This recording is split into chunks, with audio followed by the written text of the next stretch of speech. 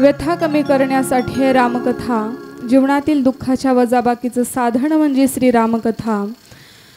तापलेल्या जीवाला शांती प्राप्त करून देणारी श्री रामकथा। दुःखाच्या शोकसागरातून बाहेर काढून एक आनंदमय जीवन प्रदान करणारी अशी ही सुरस गोड अवीट पवित्र असणारी अशी ही श्री रामकथा। आजचा चतुर्थ दिन। कालच्या भागामध्ये आपण स्वयंवरापर्यंतची कथा श्रवण केलेली आहे। प्रभू श्री रामचंद्रांच्या गळ्यामध्ये माता सीताची वरमाला घालतात आणि स्वयंवर होतो। त्यासाठी महाराज जनकांनी पण ठेवला होता। कोणता? शिवधनुष्य उचलण्याचा। राजा जनकाने असाच पण का ठेवला की जो शिवधनुष्य उचलेल त्याच्याच गळ्यात सीता वरमाला घालेल आणि त्यालाच मी माझी मुलगी देईन, असा पण महाराज जनकाने का ठेवला? तर 2 मिनिटांमध्ये आपण श्रवण करूया। एकदा माता सीता अवघ 9 वर्षाचं वय आणि घरामध्ये महाराज जनकाच्या दरबारामध्ये सड्याचं सारवण करून तो शिवधनुष्य ठेवलेला होता आणि माता सीता एके दिवशी सारवण करण्यासाठी जातात। आजूबाजूची जागा सारवून घेतात आणि तो शिवधनुष्य सहज डाव्या हाताने उचलून त्या खालची जागा सगळी सारवतात। हे महाराज जनकाने पाहिलं आणि त्या दिवशी निश्चय केला की अनेक मोठमोठ्या रती महारथींना अशक्य असलेला हा शिवधनुष्य उचलणं। माता सीता फक्त डाव्या हाताने माझी मुलगी ही धनुष्य उचलते। त्या दिवशी निश्चय केला की जो कोणी हा धनुष्य उचलेल आणि भंग करेल त्यालाच माझी कन्या सीता मी देईन।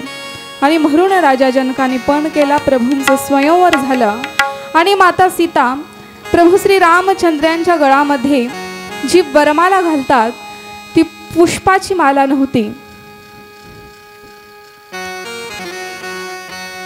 फुलाचा हार नव्हता, तर मोहाच्या फुलाची माळ होती। ती मोहाच्या फुलाचीच का? मोहाच्या फुलामध्ये एखाद्याला पागल करण्याची ताकद मोहाच्या फुलामध्ये आहे। मग रात्रभर मोहाची फुलं भिजत ठेवावी आणि सकाळी एखाद्या बैलाला चारावी तर बैल पागल होतो। बरेच बैल पागल होतात। आणि भविष्यामध्ये सुद्धा माझ्यासाठी प्रभू श्री रामचंद्र माझ्यावरती खूप प्रेम करावं, माझ्यासाठी देवानी पागल व्हावं म्हणून मोहाची माळ सीता मातांनी भगवंताच्या गळ्यामध्ये घातली। बघा, मोहाचं झाड आणि आंब्याचं झाड जवळजवळ सारखंच असतं, पानेही सारखीच, फक्त आकारात फरक। पण मोहाच्या झाडाला फुलं येतात तेव्हा पाने सगळी गळतात आणि आंब्याला बहर येतो तेव्हा पाने तशीच राहतात। मोहाच्या फुलापासून दारू बनवली जाते। ते मोहाचे झाड निर्देश करून सांगतंय की माझ्या फुलापासून बनलेली जी मद्य तुम्ही प्राशन करता, सगळं झाडाचा पाला सगळी पानं गळून जातात, त्याप्रमाणे दारू पिणाऱ्याचा सगळा संसार उद्ध्वस्त होऊन जातो। हे निर्देश करून ते मोहाचं झाड सांगतं। आणि त्याच मोहाची पुष्पमाला प्रभू श्री रामचंद्रांच्या गळ्यामध्ये सीता माता घालतात। सियावर रामचंद्र भगवान की जय, पवन सूत हनुमान की जय। आता सखी म्हणते प्रभू श्री रामचंद्रांचं दर्शन घे, पाया पड। पण सीता माता म्हणतात मी पाया पडणार नाही, कारण आता मी नवरी आहे आणि माझ्या बाशिंगाला हिरे आहेत। भगवंताच्या स्पर्शाने एका दगडाची बाई झाली आणि या हिऱ्याच्या बाया होऊन पुन्हा प्रेमाचं वाटप मला सौती होतील, म्हणून माता सीता पाया पडत नाहीत। आणि तेथून त्या दरबारामध्ये अनेक अभिमानी राजाओं ने शोर मचा दिया कि एक अयोध्येचा राजकुमार येतो काय, शिवधनुष्य उचलतो काय, भंग करतो काय, आणि देवी सीताचं आता तो आपल्या सोबत घेऊन जाणार। अभिमानी राजाओं ने वहां शोर मचा दिया, मार डालो मार डालो, आणि आतंक माजून टाकला। आणि इतक्यातच त्या ठिकाणी परशुरामजीचं आगमन होतं। आणि परशुरामांना पाहिल्याबरोबर सर्वजण भयभीत होऊन माता पितू सहित सब करे लगे दंड प्रणामा।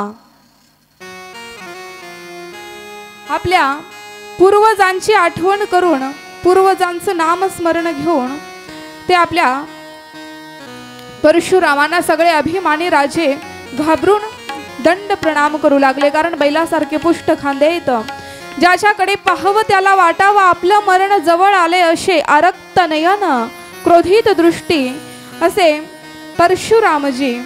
आणि सर्व राजे घाबरून म्हणाले, बाबा बाबा आम्हाला मारू नका, आम्हाला मारू नका, तुम्ही आमच्या घरी त्यावेळी आलो होतो तेव्हा कंदमुळ फळ मीच आणून द्यायचो तुम्हाला, मीच तुमची सेवा करायचो, आम्ही तुमची खूप सेवा केली, उद्देश एकच, फक्त परशुरामांनी आपल्याला मारू नये। आणि इतक्यात समोर सर्व क्षत्रियांचं संमेलन बघून परशुरामजी क्रोधावस्थेत येऊन म्हणाले, हे मूढ़ जनक, यहाँ मेरे इजाजत के बगैर एक क्षत्रिय सम्मेलन क्यों रखा गया है? तुम्हें पता नहीं 21 बार क्षत्रिय करने वाला ये परशुराम अभी दुनिया में जिंदा है, फिर भी मेरी इजाजत के बगैर ये क्षत्रिय सम्मेलन यहाँ क्यों रखा गया? और ये शिव धनुष्य भंग करने वाला कौन है? राजा जनकाला हलू हलू हलू हलू परशुराम जी विचारतात, उसका नाम बताए, शिव धनुष्य किसने भंग किया है? आणि तेव्हा राजा जनक काही बोलेनात। इकडे प्रभू श्री रामचंद्रांना कळालं, कितीही परशुरामाने हलू हलू विचारलं तरी राजा जनक काही माझं नाव सांगणार नाहीत, कारण मुलीच्या कुंकवाचा प्रश्न आहे।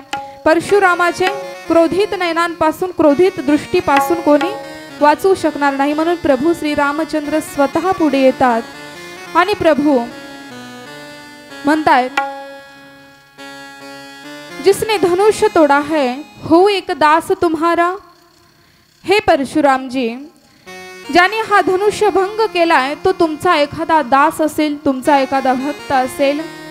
तेव्हा क्रोधायमान झालेले परशुराम जी म्हणतायत, माझा दास कसला तो तर माझा परम शत्रू आहे, ज्याने हा शिवधनुष्य भंग केलाय आणि माझ्या परवानगी शिवाय भरलेल्या क्षत्रिय संमेलनामध्ये आपलं क्षत्रिय बाहुबल प्रदर्शन करून तो माझा परम शत्रू आहे। कोण आहे तो? इतक्यात लक्ष्मण भैया विश्वामित्रांना म्हणतायत कानामध्ये, मेरा भैया बहुत ही सरल और प्रेममय स्वभाव का, और ये दाढ़ी वाला बहुत ही कठोर भैया, मेरी भैया की और उसकी मुलाकात ठीक बराबरी की नहीं है, उसकी जगह मैं होना चाहिए होता। आणि परशुरामजीच्या सोबत सुद्धा लखनच पाहिजे, म्हणून विश्वामित्र होकारार्थी मान डोलावून आज्ञा देतात आणि तोच लखन लक्ष्मणजी क्रोधायमान होऊन जागेवरती उठून उभे राहतात आणि म्हणतात, जर हा धनुष्य सामान्य नाही तर तुम्हाला असं का वाटत नाही कि हा धनुष्य तोडणारा सुद्धा सामान्य नसावा? हे बालक, तुझे तेरी जान प्यारी नहीं है क्या? असं म्हणून परशुराम जे परसू घेऊन धावतच आले, कौन है ये बच्चा, तेरा मरण जल्दी तुझे चाहिए क्या? असं म्हटल्याबरोबर लक्ष्मणजी म्हणतात, मला माझं मरण लवकर नकोय, पण तुम्ही 1000 वेळा जरी तुमचा हा परसू माझ्यावरती घेऊन धावत आलात तरी हा लक्ष्मण काही घाबरणार नाही आणि तुमच्या सोबत मी युद्ध पण करणार नाही, कारण ज्याच्या गळ्यामध्ये जानवा आहे आणि कपाळावरती चंदन आहे अशा ब्राह्मणांच्या रक्षणासाठी क्षत्रियांचा जन्म असतो। एकदा ये तिलक मिटा दो, जनवा निकाल दो, और फिर देखो क्षत्रिय के बाहू में कितनी ताकत होती है, और फिर देखो मेरी सुमित्रा माँ के दूध में कितनी ताकत है। तेव्हा परशुरामजी अत्यंत क्रोधायमान होऊन पुन्हा परसू घेऊन धावत आले, मारा जाएगा ये बेटा, तेवढ्यात प्रभू श्री रामचंद्र हळुवारपणे पुढे येतात। बच्चा है जी, माफ करो, क्षमा करो। दूध पीता बच्चा है, उसके मुंह में दूध भरा है। दूध नहीं राघव, उसके मुंह में तो विष भरा है, विष। आणि असे म्हटल्याबरोबर लक्ष्मणजी म्हणतात की माझा राम, माझे भैया हे खूप सरळ साधे स्वभावाचे आणि तुम्ही टेढे स्वभावाचे। माझी आणि माझ्या भैयाची बरोबरी होऊ शकत नाही। जेव्हा परशुरामजी म्हणतात राम तुम इतने सीधे और सरल हो, तर इतना टेढ़ा स्वभाव वाला भाई अपने साथ क्यों रखा है? परशुराम जी, आप भी टेढ़े और मैं भी टेढ़ा, तो क्या मैं आपके साथ रहूं? आगीत रॉकेल होतावा असं लक्ष्मणजी बोलतात। आणि पुन्हा परशुराम क्रोधायमान होऊन परसू घेऊन धावू लागले। पण प्रभू शांत करतात आणि शांत व्हा, माफ करा, क्षमा करा, लहान आहे, बालक समजून क्षमा करा असं म्हणता म्हणता म्हणता प्रभूच्या छातीवरील वस्त्र बाजूला झाले आणि भृगु बामणाच्या लाथेचं वक्षस्थलावरती ते चित्र जेव्हा दिसलं तेव्हा परशुरामजीचा क्रोध शांत झाला। अरे बापरे, हा तर भगवंताचा अवतार झालेला आहे। नयनांमधून अश्रुधारा वाहू लागल्या, कंठ रोमांचित झाला, सर्वांग प्रेमाने दाटून आले आणि पुन्हा विश्वास पटवून घेण्यासाठी धनुष्यबाण पुढे केला आणि तो थेट प्रभू श्री रामचंद्रांकडे जाऊन पोहोचला। पुन्हा परशुरामजी दंडवत प्रणाम घालून प्रभू श्री रामचंद्रांना वंदन करू लागलेले आहेत आणि अंग रोमांचित होऊन अंतकरणाने मेरा राम राम राम नामाचं स्मरण करू लागलेले आहेत। श्री राम जय राम जय जय राम, श्री राम जय राम जय जय राम, श्री राम जय राम जय जय राम, श्री राम जय राम जय जय राम, श्री राम जय राम जय जय राम, श्री राम जय राम जय जय राम, श्री राम जय राम जय जय राम, श्री राम जय राम जय जय राम, श्री राम जय राम जय जय राम, श्री राम जय राम जय जय राम, श्री राम जय राम जय जय राम, श्री राम जय राम जय जय राम, श्री राम जय राम जय जय राम, श्री राम जय राम जय जय राम, श्री राम जय राम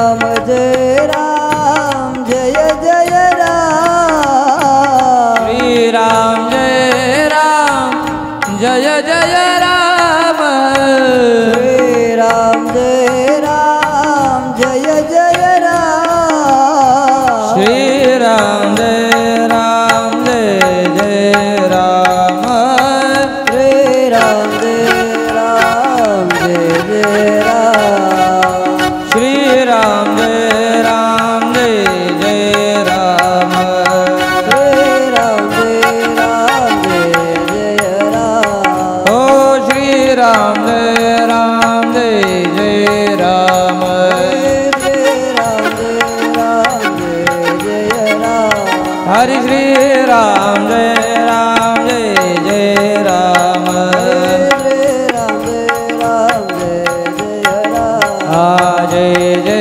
राम जय जय राम ओ जय जय राम जय जय राम प्रभु रामचंद्र भगवान की जय।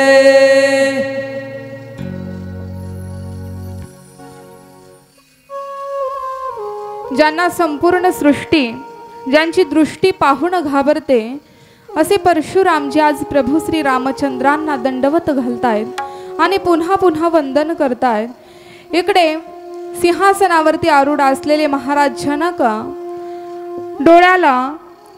डोळ्यातून फक्त अश्रुधारा गळू लागल्या, कारण आज मी कित्येक जन्माचं काहीतरी पुण्य केले असेल ज्यांना परशुरामाने दंडवत घालावा असे जावाई मला भेटलेला आहे, असा प्रभू श्री राम मला जावाई म्हणून भेटलाय। आनंदाने डोळ्यातून अश्रू गळू लागले आणि आता विश्वामित्रांना म्हणतायत, हे मुनिवर मुझे आगे की आज्ञा दो, आगे मैं क्या करूं। तेव्हा विश्वामित्र सांगतायत, स्वयंवर तर पार पडलं, आता विधिवत लग्न सोहळा थाटामाटामध्ये संपन्न करण्यासाठी तुम्ही अयोध्येचे राजा महाराज दशरथ यांना पत्र पाठवूया आणि वरात घेऊन मिथिला नगरीला येण्यासाठी आमंत्रित करूया। आणि विश्वामित्रांनी अयोध्येचे राजा महाराज दशरथांना पत्र लिहिलं आणि पत्रामध्ये 5 गोष्टी नमूद केल्या। त्या आहेत, तुमच्या रामाला घेऊन जाताना ताटिका राक्षसीने धावून आली, तुमच्या रामाने त्या ताटिकेचा वध केला। यज्ञ संरक्षण, यज्ञ चालू असताना सुबाहू आणि मारीच हे राक्षस यज्ञाचा विध्वंस करत होते, पण तुमच्या रामाने मारीचला बिनटोकाचा बाण मारला आणि 400 कोस लांब जाऊन हा मारीच पडला आणि सुबाहूला अग्निबाणाने जागेवरती जाळून टाकले। इतका पराक्रम तुमच्या प्रभू श्री रामाने केलेला आहे। पुन्हा सांगितलं, मिथिला नगरीला जात असताना वाटेमध्ये पाषाण होऊन पडलेल्या अहिल्याचा, गौतम ऋषींची पत्नीचा रामाने तुमचा उद्धार केला। आणि पुन्हा मिथिला नगरीमध्ये भगवान शिवशंकराचा जो धनुष्य, ज्याला तीळ भरा एवढं सुद्धा देशोदेशीतील राजा महाराजांनी हलवू शकलं नाही, त्या धनुष्याचा भंग तुमच्या श्रीरामाने केलाय। आणि 5वी गोष्ट परशुराम विदाई। परशुराम जे अत्यंत क्रोधायमान आहेत, परशु घेऊन वारंवार धावत येत होते, पण ते परशुराम सुद्धा तुमच्या रामाच्या चरणावरती दंडवत घालून वंदन करून गेले। या 5 गोष्टी पत्रामध्ये नमूद केल्या आणि पत्र दूतांकरवी अयोध्येला पाठवलं। आज अयोध्येमध्ये तुलसीदासजी कथा बदल करतात। अयोध्येमध्ये जेव्हापासून विश्वामित्रांसोबत प्रभू श्री रामचंद्र आणि लखन भैया गेले होते, त्या दिवसापासून महाराज दशरथजी नीट भोजन ग्रहण करत नाहीत। जेवायला ताट वाढलं की ते तसेच दूर सरसावतात। तिकडे अरण्यामध्ये माझा कोमल असलेला प्रभू श्री राम, माझा लखन, माझा लक्ष्मण काय खात असेल, ते वनामध्ये अनवाणी पायाने कसे फिरत असतील, कसे चालत असतील, अजून युद्ध काय हेही माझ्या सुकुमार बालकांना माहीत नाही। त्यांना विश्वामित्राने यज्ञ संरक्षण करण्यासाठी, दैत्यांचा वध करण्यासाठी घेऊन गेलंय। माझे 2 सुकुमार राम लखन आज काय करत असतील, डोळ्यांमधून अश्रुधारा गाळत आहेत आणि आज सिंहासनावरती विराजमान आहेत। इतक्यातच मिथिला नगरीहून तो दूत विश्वामित्रांचं पत्र घेऊन येतो आणि सांगतोय की मी मिथिला नगरीवरून प्रभू श्री रामांचं पत्र घेऊन आलोय। रामाचं पत्र ऐकल्याबरोबरच सिंहासनावरून महाराज दशरथजी धावत पळत उठून स्वतः जात आहेत। त्या दूताच्या हातातील ते पत्र स्वतः हिसकावून घेतलं आणि पत्रालाच पुत्र समजून छातीला कवटाळून लावलं आणि छातीला कवटाळून धरून महाराज दशरथ रडू लागलेले आहेत, भावनेने व्याकुळ झालेले आहेत, अंतकरणामध्ये दुःख दाटून आलंय आणि आज रामाची आठवण व्याकुळ करते। आणि इतक्यातच दरबारामध्ये भरतजींचं आगमन होतं। योगायोग आहे, भरताने पाहिलं की आपला पिता रडतोय, रडण्याचं कारण समजलं। रामांचं पत्र आलंय आणि श्री रामाचं पत्र छातीला कवटाळून आपले पिता रडत आहेत, ते पत्र हातातून भरताने हिसकावून घेतलं। भरतजी आज ते पत्र आपल्या डोक्यावरती घेऊन सगळ्या दरबारामध्ये सर्वांसमोर नाचू लागले। आज हे भरताचं बंधू प्रेम पहिल्यांदा प्रकट झालं। ते तेवढ्यात शत्रुघ्न येतात। शत्रुघ्नाची सुद्धा तीच अवस्था आहे, पत्रामध्ये काय लिहिलंय कोणीच वाचलं नाही, फक्त पत्र रामाचं आहे एवढंच ऐकलं आणि सगळेजण पत्राला कवटाळून रडू लागलेत। पाहता पाहता राजा रडतोय, भरतजी रडताय, शत्रुघ्न रडताय, सगळ्या तिन्ही माता रडू लागल्या आणि सगळेजण रडताय म्हणून संपूर्ण दरबार रडू लागला। इतक्यात वसिष्ठजी येतात आणि ते पत्र घेऊन वाचायला सुरुवात करतात।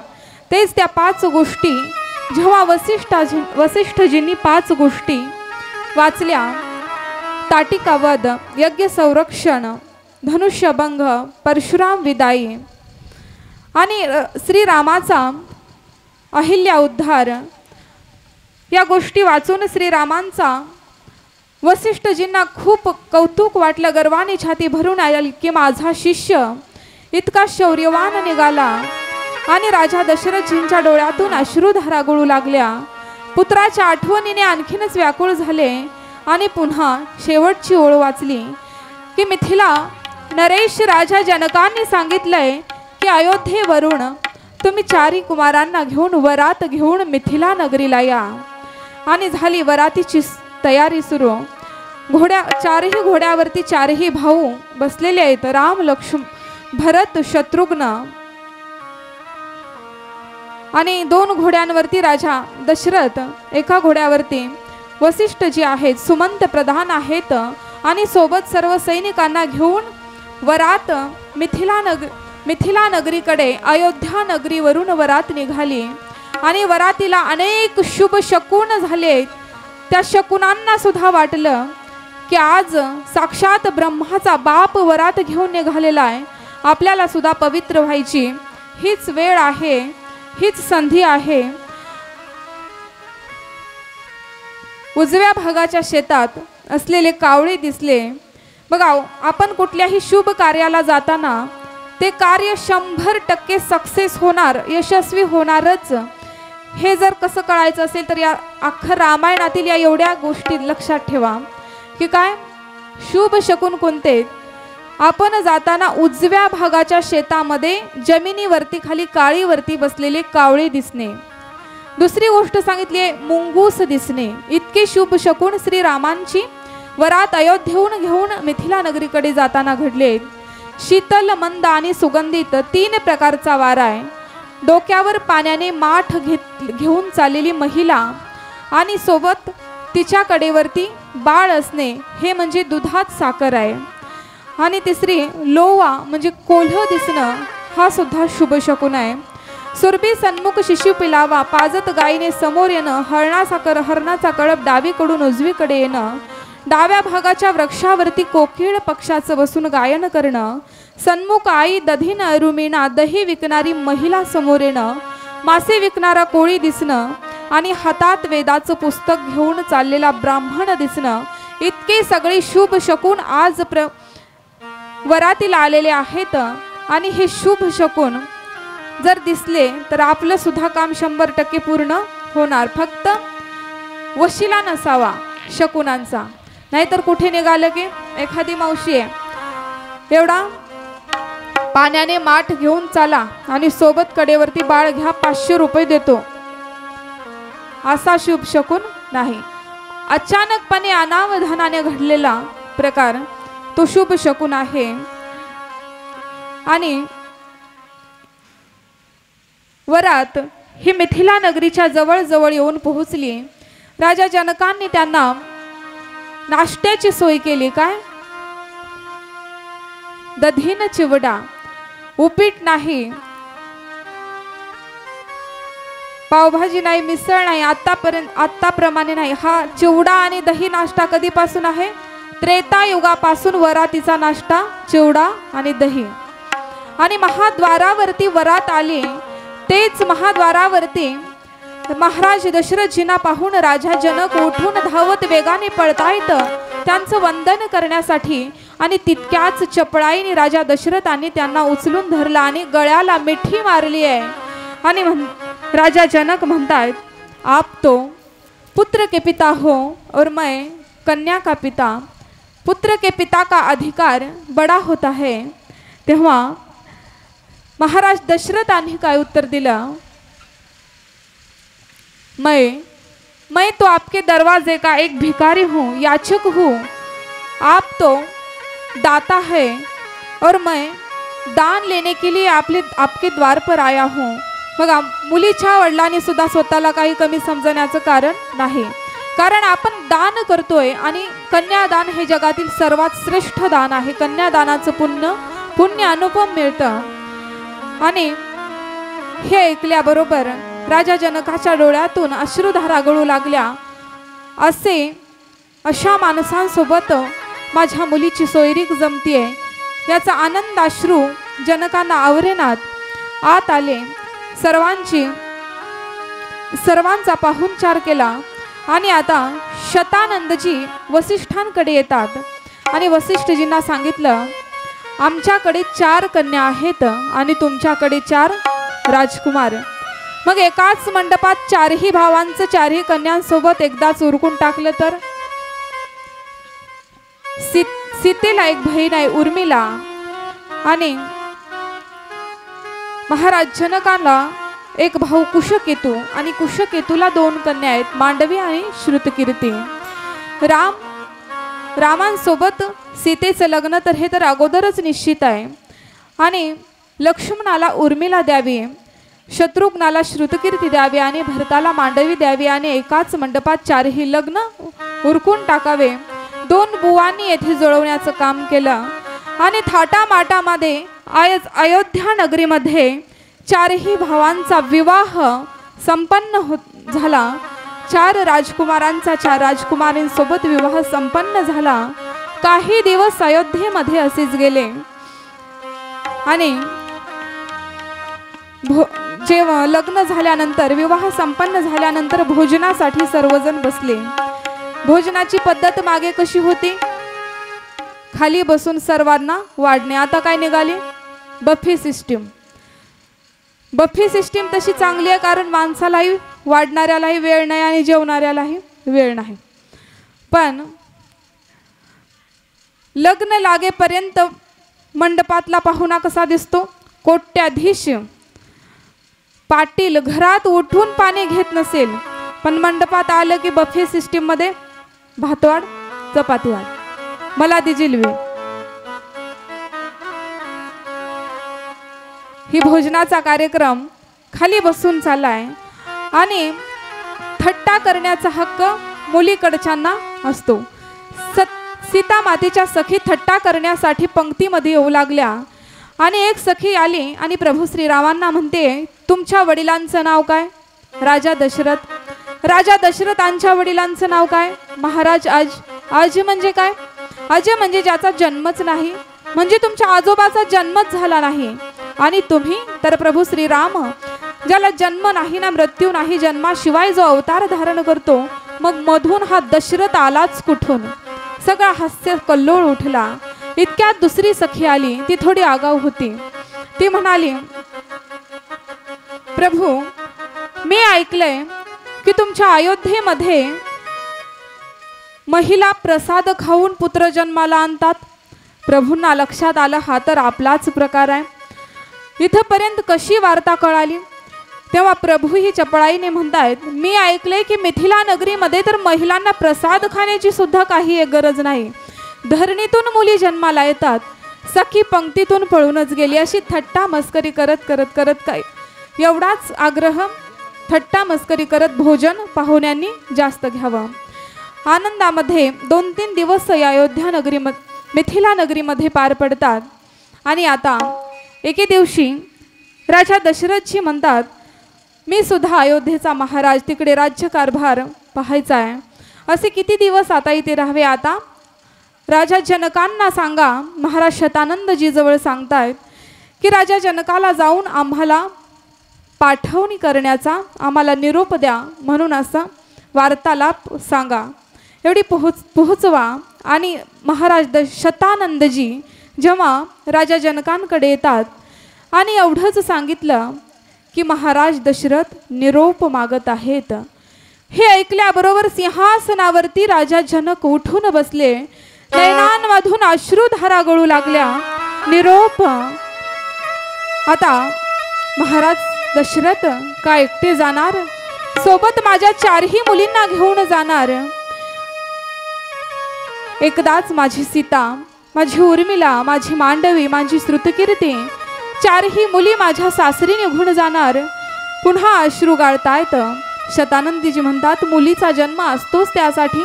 20-22 वर्ष राहते माहेरात, पुन्हा तर प्रत्येकाला जावंच लागणार आहे. दुःख आवरा राजा जनक. पुन्हा नयनांमधून अश्रुधारा गाळू लागले. आणि कुठलीही मुलगी सासरी जाताना रडते फक्त पित्यासाठी. आई जवळ जाऊन रडते, आई माझ्या बाबाची काळजी घे, पप्पाची काळजी घे. आजी जवळ जाऊन रडते, आजी माझ्या बाबाची काळजी घे. आजोबांजवळ जाऊन सुद्धा पित्यासाठीच रडते. एका पित्यावरती मुलीचं प्रेम अपरंपार अफाट आणि पित्याचं सुद्धा मुलीवरती तसंच प्रेम. प्रत्येकाजवळ आपल्या बापासाठी मुलगी रडते. शेवटी भावाकडे येते आणि भावाला म्हणते, हे बघ, आपल्या बाबाची नोकरी तेव्हाच गेली. आपल्याला दररोज वडील म्हणायचे, सकाळी 6ला मी ड्युटीला चालोय आणि संध्याकाळी 6ला आलं की मी ड्युटीहून परत आलो.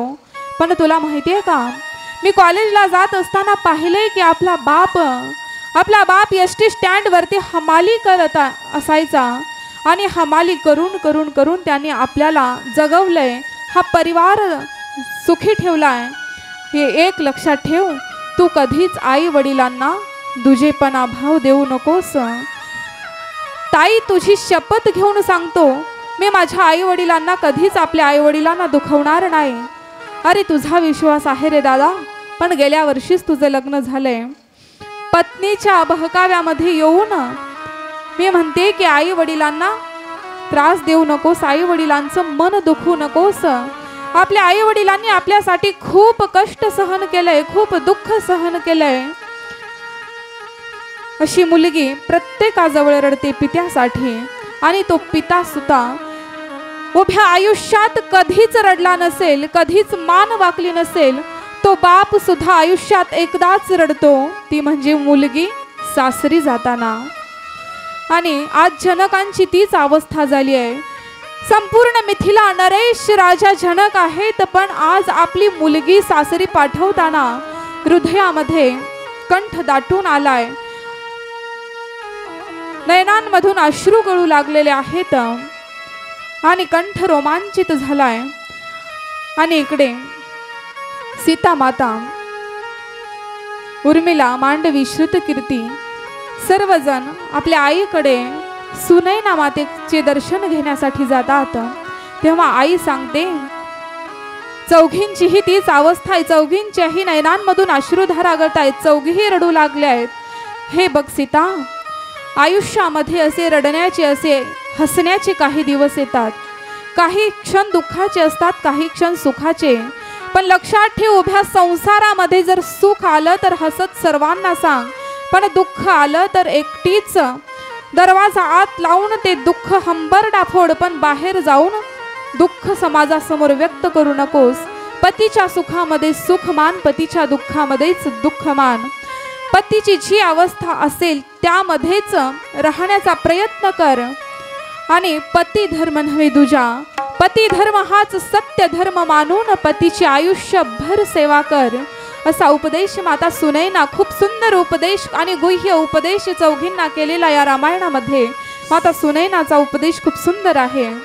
सास ससुर गुरु सेवा करेहु, सास ससुर गुरु सेवा करेहु, सास ससुर गुरु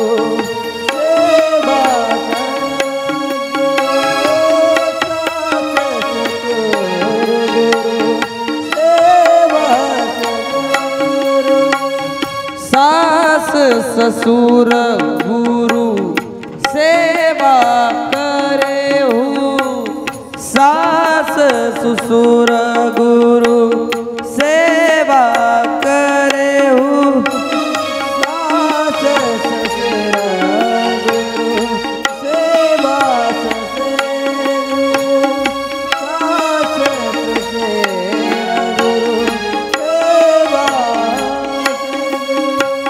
पति रुख लखिया यस अनुसरहु, पति रुख लखिया यस अनुसरहु, श्री राम जय राम जय जय राम, श्री राम जय राम जय जय राम.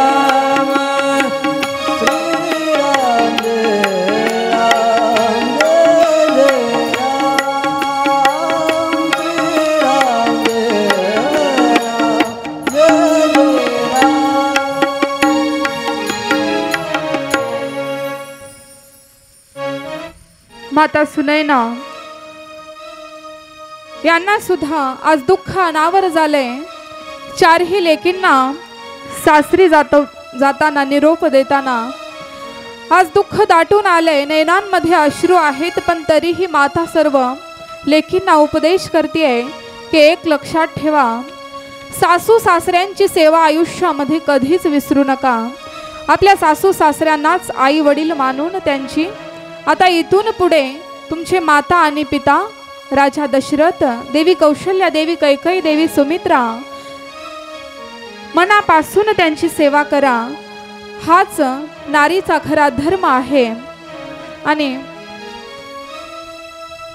आता आपण आपल्या मुली सासरी जाताना आत्ताची आई काय उपदेश करते? कुठे निघालात मुलगी पाहायला? माझ्या ताई कुठे निघालात आपल्या मुलीसाठी एखादा वर शोधायला? माझ्या ताईसाठी असा मुलगा पहा की माझ्या ताईला सासू नसावी, म्हणजे नवऱ्या मुलाला आई नसावी. उद्या तुझ्या घरात जी सून येणारी आहे ती सुद्धा असंच म्हटली तर, मलाही असाच मुलगा पाहिजे जिला आईच नाही.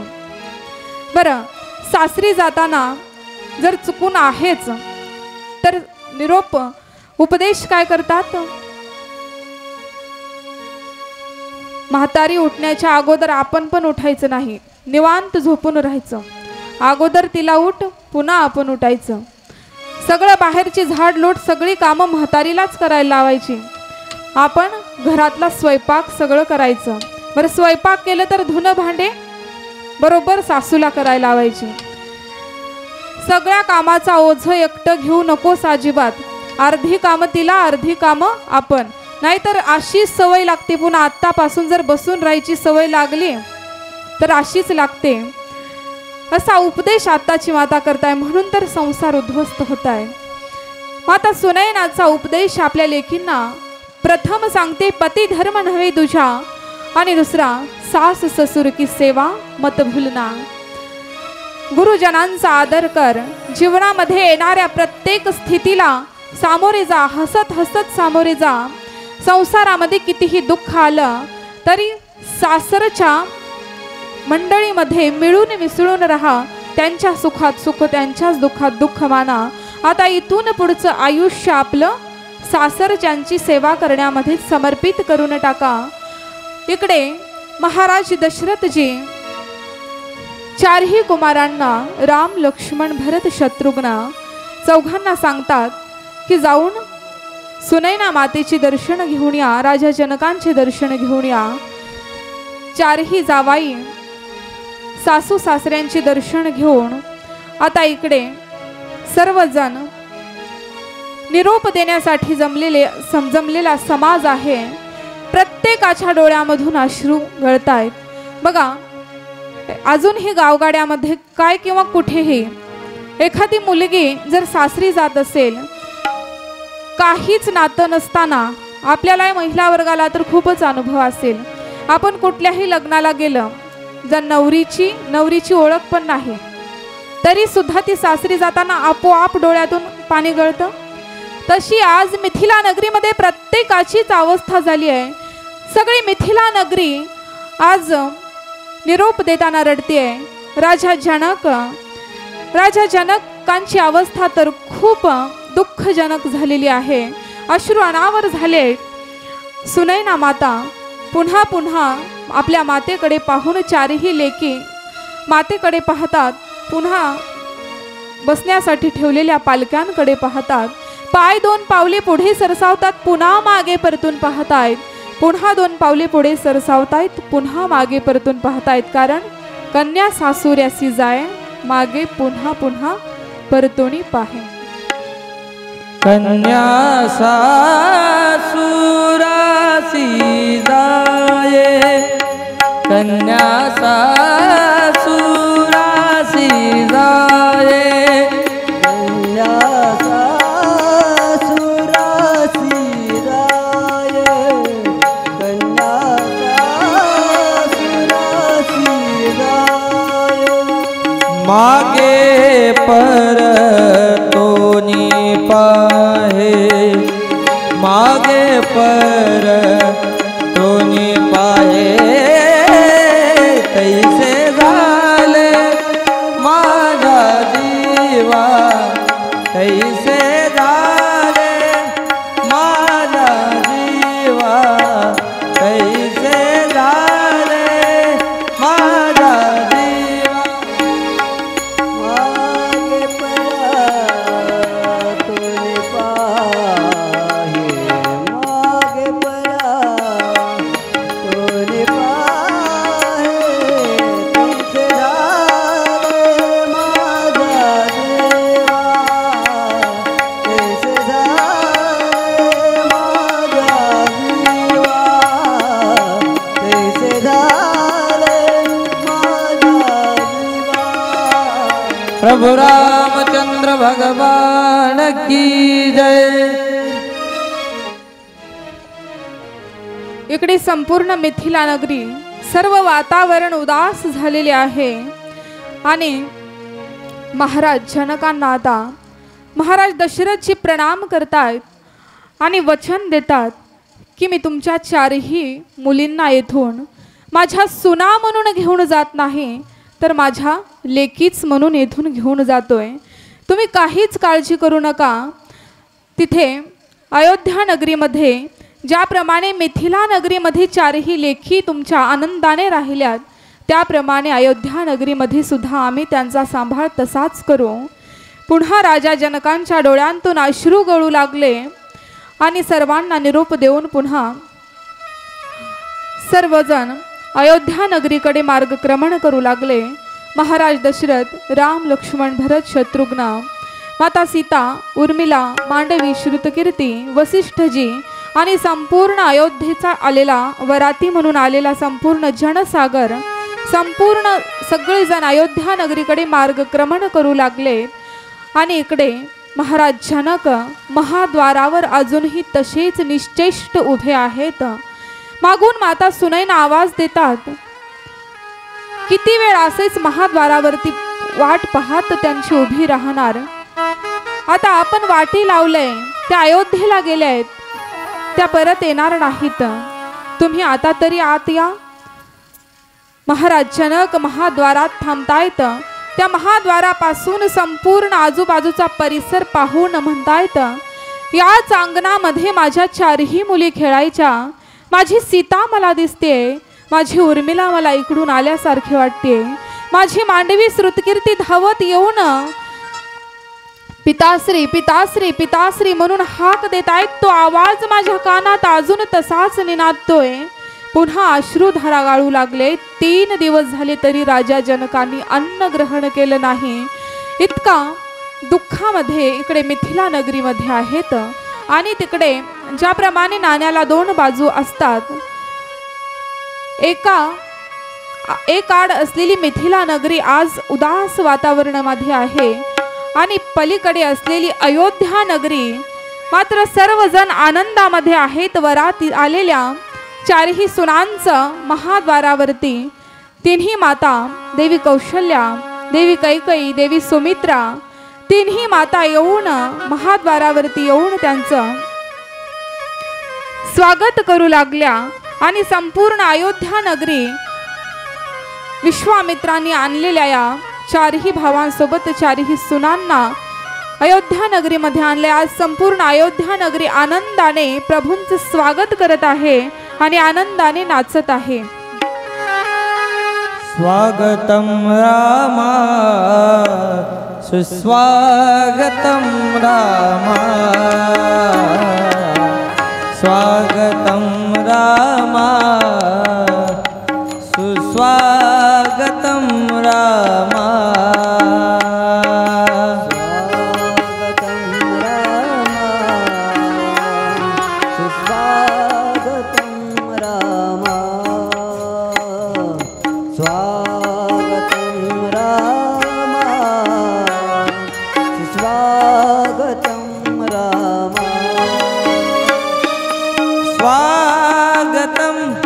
सुस्वागतम शरणागतम रामा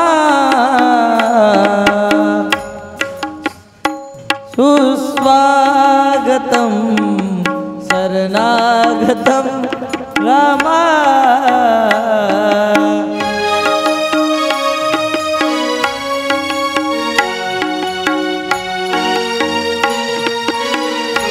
सर्वांनी आज अयोध्या नगरीमध्ये प्रभू श्री रामचंद्रांचं, लक्ष्मण भैयांचं, भरत भैयांचं, भरत शत्रुघ्नजींचं आणि 4ही आलेल्या सुना माता सीता, उर्मिला देवी, मांडवी आणि श्रुतकीर्ती या संपूर्ण जनसागरांचं कौतुक या अयोध्या नगरीमध्ये सर्व अयोध्यावासी मुखाने राम राम गात सर्वजण अयोध्या नगरी नाचत वाजत शहनाया वाजतायत आणि वाजत नाचत गाचत प्रभूंचे स्वागत आज अयोध्या नगरीमध्ये करू लागलेले आहेत. आपण सुद्धा उठून सर्वांनी आनंद व्यक्त करत अयोध्येमध्ये जाऊया आणि प्रभू श्री रामचंद्रांची आज वरात अयोध्या नगरीमध्ये सर्व सुनांना घेऊन आलेली आहे. तो आनंद व्यक्त करूया. सर्वांनी जागेवरती उठून उभं राहून आनंदाने एकदम जल्लोष फुल वातावरणामध्ये हो स्वागतम सुस्वागतम शरणागतम रामा स्वागतम सुस्वागतम शरणागतम स्वागतम रामा सुस्वागतम रामा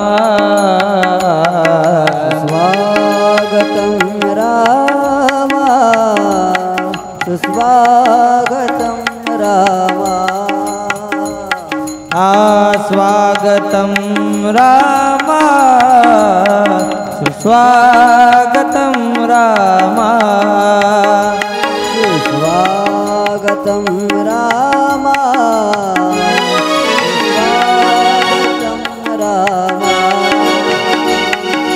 स्वागतम सुस्वागतम शरणागतम रामा स्वागतम सुस्वागतम सुस्वागतं वेणावतं रामा स्वागतं सुस्वागतं शरणागतं रामा स्वागतं सुस्वागतं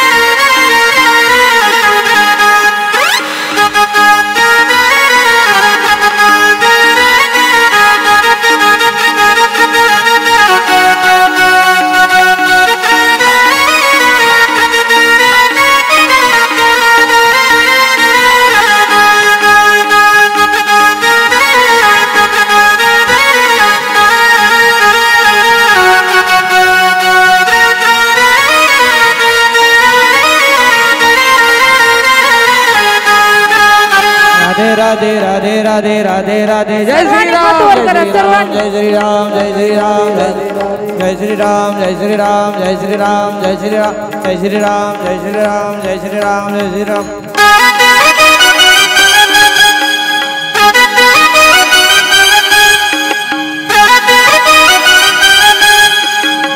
प्रभु रामचंद्र भगवान की जय प्रभु रामचंद्र भगवान की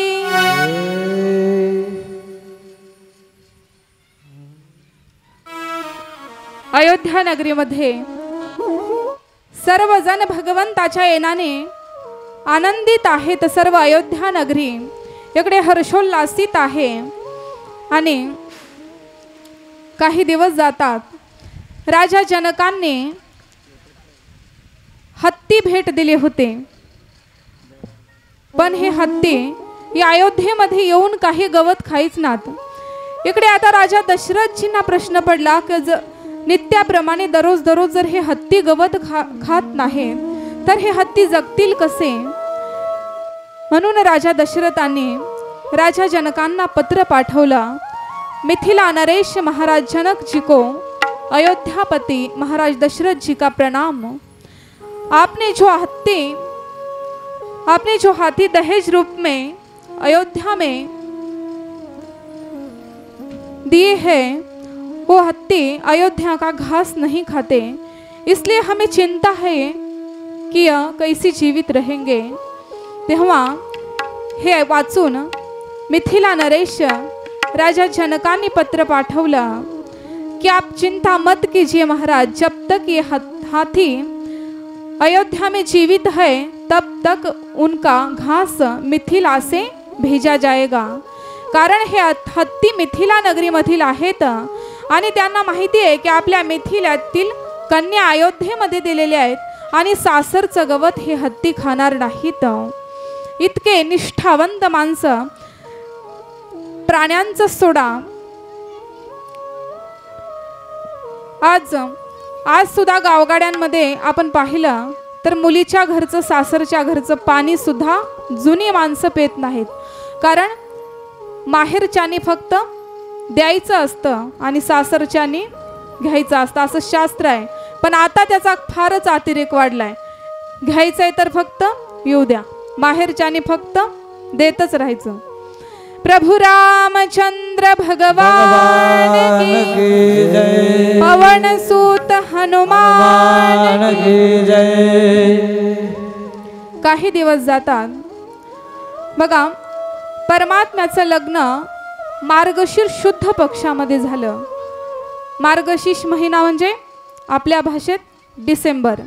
मार्गशीर्षच का निवडलं? सर्व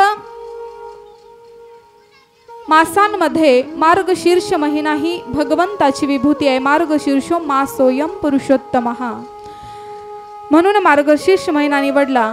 आणि परमात्म्याच्या विवाहामध्ये सर्व देवता इथे वर्णन डोळ्यांचं केले. काही 1000 डोळ्याचे होते, काही 12 डोळ्याचे, काही 8 डोळ्याचे, काही 3 डोळ्यांचे.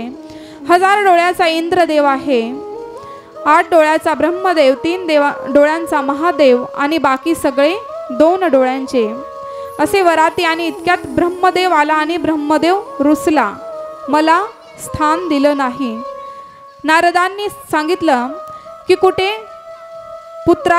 पित्याच्या लग्नामध्ये कुठे पुत्र असतो का? प्रभू श्री राम हा तर ब्रह्माचा सुद्धा बाप आहे. भगवंताच्या नाभीतून ब्रह्मदेवाचा जन्म आणि माता पित्याच्या लग्नात पुत्र नसतो. त्यामुळे ब्रह्मदेवांना पुन्हा सगळ्यांनी विनंती केली आणि ब्रह्माने काय केलं? फक्त 14 मिनिट मुहूर्त टाळला विवाहाचा. आणि परिणाम असा झाला की परमात्म्याला 14 वर्ष वनवास भोगावा लागला. आणि आज आपण मुहूर्त काढतो, पूर्वी मुहूर्त घटी आणि गोरज 2च होते. आता आपण आपल्या सोयीसाठी हे मधले मुहूर्त निघाले, 12:45, 12:31. पूर्वी घटी आणि गोरज, सकाळी 10च्या आजचे लग्न आणि संध्याकाळी 6च्या नंतरचे लग्न. परमात्म्याचं सुद्धा गोरज मुहूर्तावर लग्न झालं. आणि आपण आता हे नवरदेवाचे जे मित्र असतात, नवरदेवाच्या पैशाने उष्णता त्यांच्या पोटात असते, त्यामुळे फक्त नाचण्याचा मोह ते आवरत नाहीत. आणि त्यांच्या 3 तासाच्या डिस्कोमुळे यांच्या जन्माचा डिस्को होऊन जातो. फक्त 14 मिनिट लग्नाला उशीर झाला तर परमात्म्याला 14 वर्ष वनवास भोगावा लागतोय. इकडे आमचे 1-1, 2-2 तास विवाह उशिरा लागत असतील तर विचार करा त्यांच्या पुढच्या आयुष्याची काय स्थिती होत असेल, काय दशा होत असतील. म्हणून परमात्म्याने हे सुद्धा आपल्याला सांगितले की विवाह मुहूर्त कशासाठी असतात? त्या मुहूर्तावर लग्न लावण्यासाठी. सियावर रामचंद्र भगवान की जय, पवन सूत हनुमान की जय. काही दिवस अयोध्येमध्ये गेले. दिवसामागून दिवस जात आहेत आणि एके दिवशी राजा दशरथजी बसलेले आहेत आणि सहज त्यांना विश्वामित्र येत आहेत आणि म्हणतायत, आता आम्ही मुनीवर जंगलामध्ये जाऊन वनामध्ये जाऊन तपस्या करायची, किती दिवस असं आम्ही ते राहायचं, आम्हाला आता निरोप द्या, आम्ही जातो.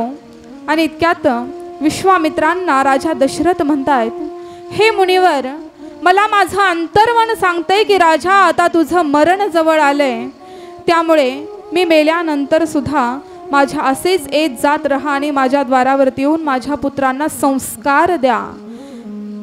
परमात्म्याचा बाप राजा दशरथ अयोध्येचा राजा आहे, पण मुनिवरांकडे काय म्हणतोय, काय मागतोय? फक्त माझ्या लेकरांना संस्कार द्या. बघा, संस्कार असतील तरच पुत्रांना श्रीमंती पैसा महत्वाचा नाही, संस्कार महत्वाचे. संस्कार असेल तर पुन्हा श्रीमंती कमवू शकतात आणि संस्कार नसतील तर असलेली श्रीमंती उद्ध्वस्त करू शकतात. म्हणून संस्कारांची मागणी करतायत. आणि इकडे विश्वामित्र राजाला प्रणाम करून निघून जातात आणि महाराज दशरथ बसलेले आहेत. सहज एके दिवशी आरशामध्ये मुख निहाळतात तर काय, राजा दशरथांना सर्वांनाच माहिती आहे कथा, पण कुणी कुणी कितने कहत सुनाऊ, दिल की प्यास बुझत न बुझाऊ. कितीही ऐकलं तरी ऐकावंच वाटतं. राजाला दिसलं आपला फक्त एक केस पांढरा झाला आणि महाराज दशरथजीने ठरवलं की आता माझे संन्यास आश्रम ग्रहण करण्याची वेळ जवळ आलेली आहे. आता मी माझा सर्व राज्यकारभार माझा ज्येष्ठ पुत्र श्री रामाच्या हाती सोपवतो, असा विचार मनात आला. आणि इकडे राजाच्या डोक्यावरील मुकुट गळून पडला. आता तुम्ही म्हणाल आपले सगळे डोक्याची पांढरी केस होतात, पण तरी सुद्धा मुलाच्या विरोधात भांडणं कोर्टात आहेत. आणि तुम्ही म्हणाल आमच्या डोक्यावरती मुकुटच नाही, तर आम्ही मुकुट पडण्याची आम्हाला काही भीतीच नाही. बघा, मुकुट कधीपर्यंत आहे असं समजायचं, जेव्हा आपण घरामध्ये येतो, द्वारावरतीच आपला बूट वाजल्या वाजल्या सगळं घर घाबरून जातं, सगळेजण आपापल्या कामात लागतात आणि आल्या आल्या प्रत्येक जण एक जण पाणी घेऊन पळत येतो. एकाच्या हातात पाण्याचा ग्लास आहे, दुसरा विचारते चहा करू का, तिसरा भोजनाचा ताट वाढतोय. घरात आल्या आल्या जोपर्यंत असा दरारा आहे तोपर्यंत समजायचं डोक्यावरचा मुकुट सरळ आहे. आणि घरात आल्यानंतर द्वारावरून ओरडतोय चहा द्या, अरे चहा द्या, कुणी ऐकतच नाही. पुन्हा ओरडतोय मला चहा ठेवा. म्हातारीच म्हणते कामाचं न धामाचं उठलं की चहा लागला ह्याला, कशाला चहा पाहिजे 3-3 टाइम आपल्याला. तेव्हा समजायचं मुकुट पडला. आणि ही वेळ आहे आता संन्यास ग्रहणाची. बोले राजा रामचंद्र भगवान की जय, पवन सूत हनुमान की जय. महाराज दशरथजींनी 14 दिवस निर्णय आपल्या मनात ठेवला आणि आता वसिष्ठजींना सांगून टाकलं की मी प्रभू माझा ज्येष्ठ पुत्र रामाच्या हाती कारभार सोपवू इच्छितो. आणि ही तर आनंदाचीच वार्ता आहे. आता उशीर कशाला, उद्याच आपण श्रीरामाचा राज्याभिषेक करून त्याला गादीवर बसूया. निर्णय ठरला. इकडे विरोधकांची मीटिंग माता सरस्वतींकडे, आणि सरस्वतीने प्रभू श्रीरामांच्या रामलीलेमध्ये राम अवतारामधील कार्यामध्ये काही विघ्न येऊ नये म्हणून आता हे पात्र निवडलं मंथरा नावाचं. हिवराच्या झाडावरती बुद्धी प्रवेश, हिवराच्या झाडा खालून जात असताना त्या मंथरेच्या बुद्धीत कुटील बुद्धीने प्रवेश केला. ही मंथरा कोण होते 2 मिनिटांमध्येच आपण श्रवण करूया. ही मंथरा कोण आहे बघा. मालव देशाचा राजा आणि त्याची मालव देशाचा एक मालव राजा आणि त्याची पत्नी शुभ लक्षणा.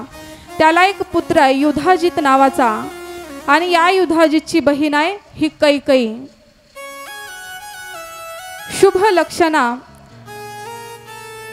ही गरोदर होती आणि दोघीही राजा राणी बागेमध्ये फिरण्यासाठी गेलेले आहेत. आणि बगीच्यामध्ये फिरण्यासाठी गेल्यानंतर त्या राजाला वरदान प्राप्त होतं त्यांची कुलगुरू वर्षा ऋषींकडून की तुला राजहंसाची भाषा कळेल. आणि ते राजहंस 2 बोलत होते, पण जर ती भाषा कोणाला सांगितलीस, त्यांचं बोलणं कोणालाही सांगितलास तर तू मृत्युमुखी पडशील, असा शाप सुद्धा होता. ही पत्नी शुभ लक्षणा विचारतीये, राजानं तुम्ही त्या हंसाची बोलणे ऐकून हसलात, सांगा मला त्यांनी काय बोलले. तो म्हणतोय मी अजिबात सांगू शकत नाही, कारण मला शाप आहे. या राजहंसाचे बोलणं जर सांगितलं तर मी मरून पडेल. तुम्हाला माझ्याहून तुमचा प्राण खूप महत्वाचा वाटतो. ही कैकई पोटात आहे आणि मातेची बुद्धी बघा कशी आहे, माय तशी लेक. ही म्हणते मला काहीच परवा नाही, तुमचा प्राण गेला तरी चालेल, पण मला राजहंसाचं बोलणं काय आहे ते सांगा. कसं तरी गोड बोलत इकडे राजमहालामध्ये आणलं. आणि राजमहालामध्ये आल्यानंतर वर्षा ऋषी कुलगुरूंना सगळा प्रकार सांगितला. इकडे शुभ लक्षणाने सगळ्या अंगावरती रॉकेल वतून घेतलं. आता फक्त मी पेटवेन, त्या पोटातील गर्भासहित मी माझा दाह करून टाकीन शरीराचा, जर मला तुम्ही सांगितलं नाहीत राजहंसाचं बोलणं. राजा म्हणतोय अगर राजहंसाचं बोलणं सांगितलं तर मी मरून पडेल, मला काहीच परवा नाही, पण मला त्यांचं बोलणं अगोदर कळालं पाहिजे. तेव्हा वर्षा ऋषी म्हणतात फक्त 2 तास थांब. 2 तासानंतर ही लगेच प्रसूत होणार आहे, हिच्या पोटी एक कन्या येणार आहे आणि त्यानंतर हिला रथामध्ये नेऊन जंगलात उभ्या झाडाला बांध आणि हिंस्त्र पशु पक्ष्यांनी हिला लचके तोडून खावं हीच हिची लायकी आहे. आणि त्याप्रमाणे 2 तासानंतर प्रसूती झाली ही कैकई. आणि शुभ लक्षणा ही वनामध्ये जाऊन हिस्त्र पशु पक्ष्यांनी तिचा विध्वंस करून टाकला. ही मंथरा त्या शुभ लक्षणीची दासी आहे, कैकईची नाही. आणि तेव्हा शुभ लक्षणा मृत्युमुखी पडल्यापासून या कैकईचा लहानपणापासून सांभाळ शुभ लक्षणाची दासी ही मंथरा करत होती.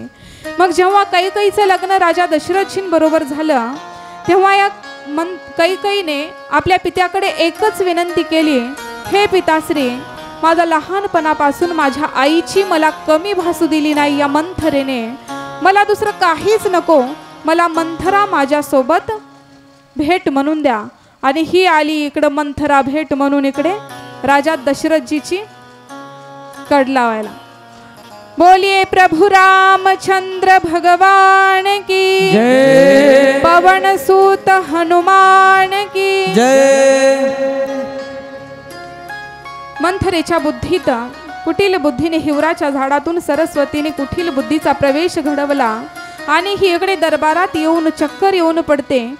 तिला कैकई उठून धरते आणि मंथरेच्या डोक्यातील तो विचार कैकईच्या डोक्यामध्ये प्रवेश करतो. आणि आता कैकईला ही मंथरा भरवते, तुला काही माहितीये का, संपूर्ण अयोध्या नगरीमध्ये एकच चर्चा सुरू आहे, उद्या राम राजा होणार आहे आणि तू पुन्हा बस दासी होऊन. राम राजा म्हटल्यानंतर राजमातेचा मान माता कौशल्यला मिळणार आणि तुला कोण विचारणार. आता जागी हो, सावध हो. तुझा भरताला राज्य, संपूर्ण राज्य कारभाराचा एकमात्र राजा भरत सुद्धा त्याचा अधिकारी आहे. हा राम फक्त देखावा करतोय, नाटक करतोय की मी किती चांगला आहे, मी किती सद्गुणी आहे. आणि त्याच्या देखाव्याला हा राजा दशरथ भुललाय. तू हट्ट धर आणि भरतालाच राजा करण्याचं वरदान राजा दशरथजींकडून मागून घे. तेव्हा कैकई म्हणते, पण हे कसं शक्य आहे, उद्या तर रामाचाच राज्याभिषेक होणार हे संपूर्ण अयोध्या नगरीमध्ये माहिती आहे, वार्ता पसरली आहे. तेव्हा कोप भवनामध्ये नाटक कर आणि तुझे राहिलेले मागचे ते 2 वर महाराज दशरथजींकडून मागून घे, अशी कैकई सांगते. आणि कैकईने सांगितल्याप्रमाणे आता इकडे मंथरेने सांगितल्याप्रमाणे इकडे कैकईचा नाटक कोप भवनामध्ये सुरू. संपूर्ण दागिने आभूषण अंगावरचे काढून टाकले, केस मोकळे सोडलेले आहेत आणि जमिनीवरती पहुडलेली आहे. इकडे राजा दशरथजी इकडे तिकडे पाहतायत. कैकईच्या महाली आले, पण महालामध्ये कैकई नाही. दासीला विचारतात कैकई कुठे आहे. तेव्हा सांगितलं कोप भवनामध्ये. कोप भवन में क्यों, असं म्हणून राजा दशरथजी कोप भवनात जातात. पाहतायत, आश्चर्याने चकित झाले. कैकई काहीच बोलत नाही. कैकई पुन्हा प्रेमाने आर्त स्वराने विचारतायत, कैकई मुझे बात नहीं करने का आपसे. अरे क्या हुआ कैकई, हे सुलोचनी, सुनैनी, सुमुखी, मेरी प्राण प्यारी कैकई, तुझे क्या हुआ है. आपने आज तक मुझे कुछ भी नहीं दिया है. आपको पता भी है, आपने तो वचन दिया था, तू कुछ भी 2 वर मांग, मैं तू तेरे वरदान पूरे कर दूंगा. अरे भोला हूँ कैकई, पता नहीं तुझे, भूल गया हूँ. तू मांग तो सही, तत्क्षण मैं तुझे दे दूंगा, मेरे राम की सौगंध. आणि असं म्हटल्याबरोबर कैकई आता उठून बसते. रामाची शपथ घेतल्याबरोबर म्हणते, हे मेरे प्राण प्रिय राजन. आता राजा दशरथजीचा प्राणच हिला प्रिय झालाय. प्राण प्रिय राजन म्हणून उठून बसते. आणि बघा इथे राजा दशरथजी 4 पुत्रांचा विवाह झालाय, 4 सुना घरात आहेत. आणि काय म्हणतात, सुनैनी, सुमुखी, सुलोचनी, काम. कैकई म्हणते, मला एक शब्द बोलायचा नाही तुम्हाला. हा कैकईचा क्रोध आणि भरतालाच राजा बनवायचा आहे हा मंथरेचा विचार, हा लोभ. काम, क्रोध आणि लोभ हे 3 एकत्र आले आणि संपूर्ण काम, क्रोध, लोभ एकत्र आले की काय संपूर्ण नायनाट होऊन जातो. आणि आज हेच 3 एकत्र आलेले आहेत. आणि तेथून राजा दशरथजी म्हणतात, रामाची शपथ पाहिजे तो माग. पहिलं वरदान कैकई मागते, माझ्या भरताला राजा करा. काहीच वाटलं नाही. पुन्हा दुसरं वर मागते, 14 बरस तपोवन में हम. शेवटी राम घालते. राजाला वाटतं आता ही म्हणतेय 14 वर्ष आपण दोघं आता संन्यास घेऊन उग वनामध्ये तपस्या करायला जाऊ, पण ही राम शब्द शेवटी घालते. 14 बरस तपोवन वनवास दीजिए राम को. हे ऐकल्याबरोबर राजा दशरथजी देश तापस वेश विशेष उदासी. तापस आवाज वाढवा. वेश पूर्ण तबल्याचा सिंकला आवाज द्या. सप्लाय हल्लाय. तापस विशेष ताप विचार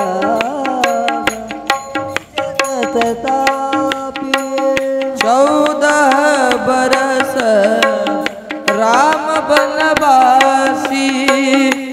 14 बरस राम बनवासी.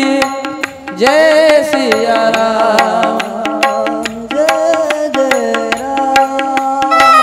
जय सिया राम. जय सिया राम. जय सिया राम.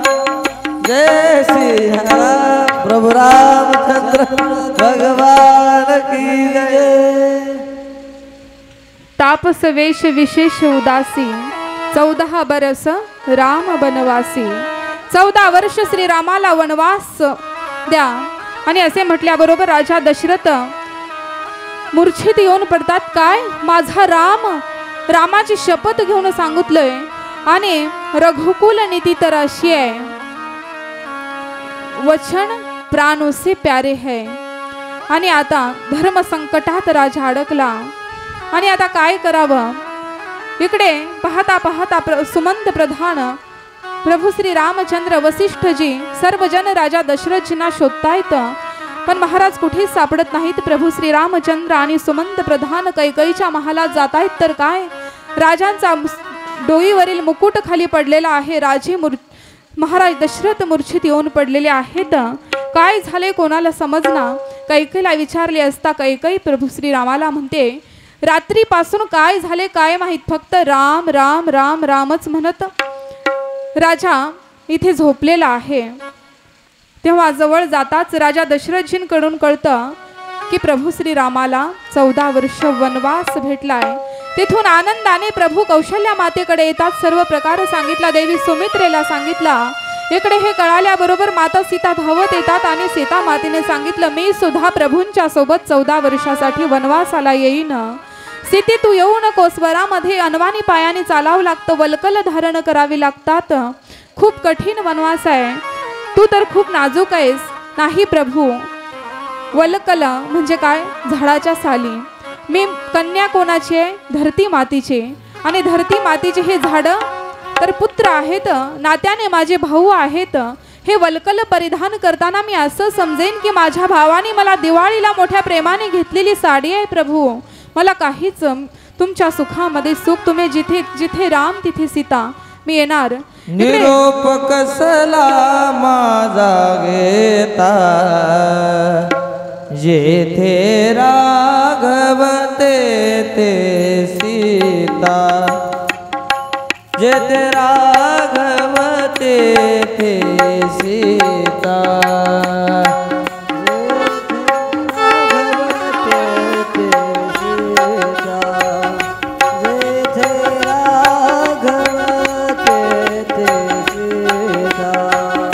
निरोप कसला माझा घेता, निरोप कसला माझा घेता, जेथे राघव तेथे सीता, जेथे राघव तेथे सीता.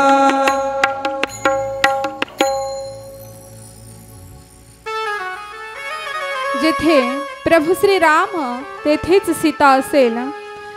मी प्रभू येणार सीतेने हट्ट धरला. इकडे लक्ष्मण भैया धावत येत आहेत. काय भैया मी काय ऐकतोय.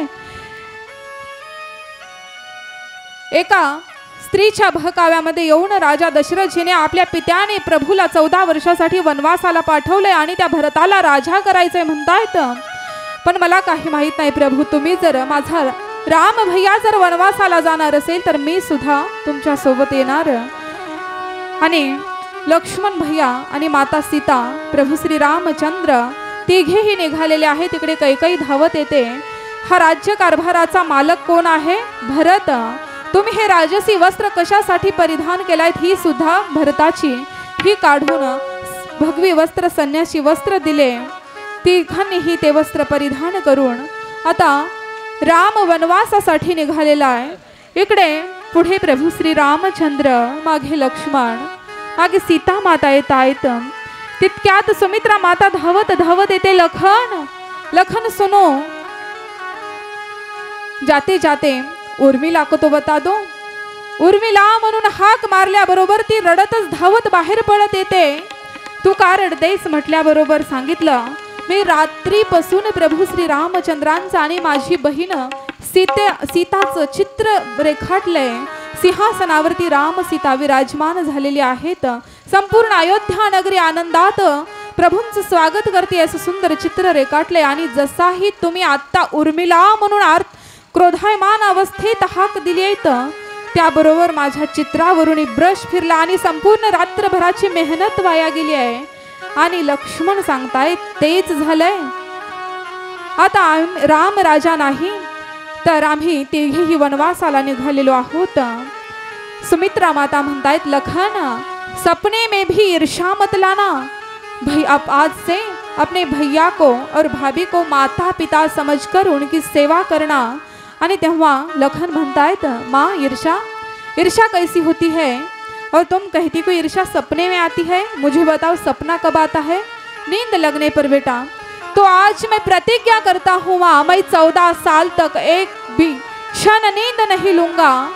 मैं अपने भाई की और अपनी भाभी की माता पिता की तरह ही सेवा करूंगा माँ. असे म्हणून तिघेही वनवासाला जात आहेत. तिकडे राजा दशरथजी मागून हंबरडा फोडत मूर्छित अवस्थेतून जागृत अवस्थेत आलेत. मागून आळवतायत, राम मेरा राम कहाँ जा रहा है? राम राम राम म्हणतायत. तिघे अरण्यामध्ये निघालेले आहेत. रथामध्ये आरूढ होतात सुमंत प्रधान आणि रथ खायला सुरुवात केली आहे. सर्व अयोध्येचा जनसागर सुद्धा रथाच्या मागे मागे मागे गेला आहे. आणि सर्व अयोध्या नगरी आज रडत आहे, दुःखी आहे. बघा, भगवंताच्या वनवासाचा प्रसंग असला, कुणाच्याही डोळ्यातून कितीदाही ऐकलं तरी पाणी आल्याशिवाय राहत नाही. संपूर्ण अयोध्येचा जनसागर आज सजीवच काय, निर्जीव वेली पशुपाखरे सुद्धा आज रडतायत. संपूर्ण सृष्टी उदासमय वातावरणामध्ये झालेली आहे. आणि आज त्या वनवासाचाच प्रसंग आहे. तर बघा, निसर्ग सुद्धा कसा आहे, त्या मेघाला सुद्धा आज दुःख आवरत नाही. आणि दुःखाचा हंबरडा कंठ दाटून आलाय. पण तरी सुद्धा राम वनवास प्रसंग होऊ देताना पाऊस गळतोय.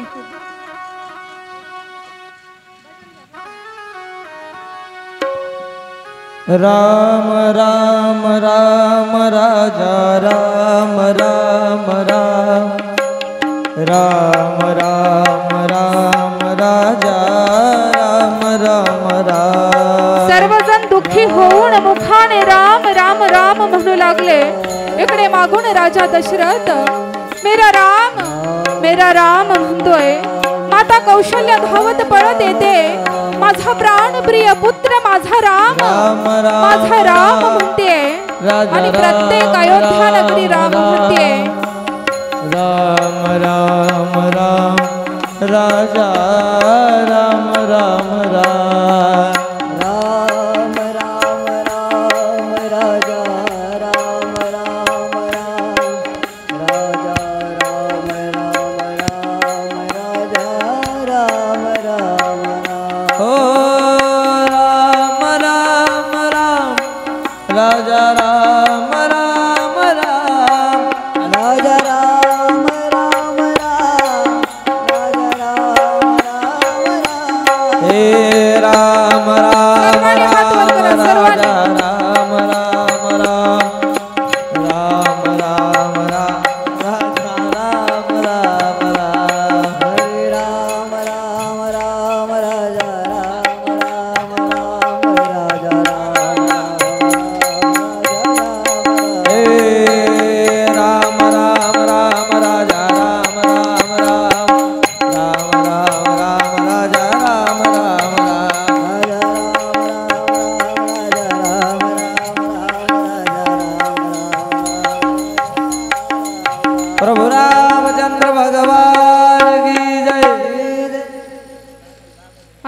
वनवासाला गेल्यानंतर प्रभूचे मुक्कामाचे टप्पे आपण उद्याच्या भागामध्ये श्रवण करणार आहोत.